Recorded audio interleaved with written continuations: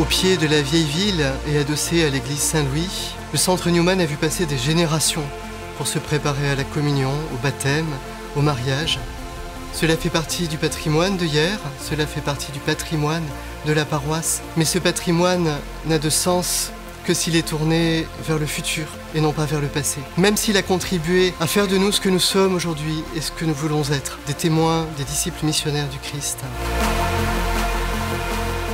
Nous avons engagé de grands travaux, pas simplement de rénovation, mais de réhabilitation de cet immeuble pour pouvoir encore accueillir des générations à venir et les aider à grandir, les écouter, les accueillir, les sensibiliser aussi à la foi des générations de jeunes grâce à un patronage que nous venons de lancer. Cet été, par exemple, nous avons pu accueillir pendant 2 semaines en accueil de loisirs, un centre aéré, 2 fois 30 jeunes, de 6 jusqu'à 15 ans. Et ça a été vraiment l'occasion de super temps de jeu, de partage, de bricolage. Nous sommes partis également en camp dans les Alpes du Sud et ça a été un super moment.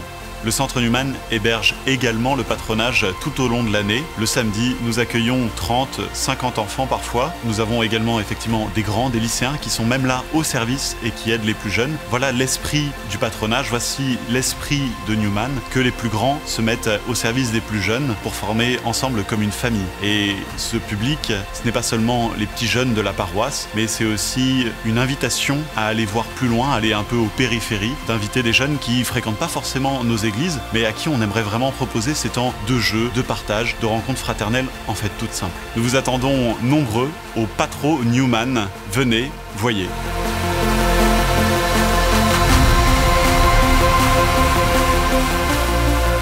Ce centre Newman va également nous permettre d'accueillir des personnes dans la précarité pendant les 3 mois les plus durs de l'hiver, les accueillir, manger avec eux, les loger et surtout leur permettre de trouver une famille. Pour ce chantier qui s'élève pratiquement au million, il nous reste à peu près 50% de cette somme à trouver. Et nous avons besoin de vous. Vous pouvez nous aider, vous pouvez nous soutenir, vous pouvez soutenir ces jeunes en pleine croissance humaine et spirituelle. Vous pouvez aider également toutes ces personnes dans la précarité, nous permettre de les accueillir. Ce que nous allons faire dans ce lieu, c'est vous qui allez le faire en nous aidant.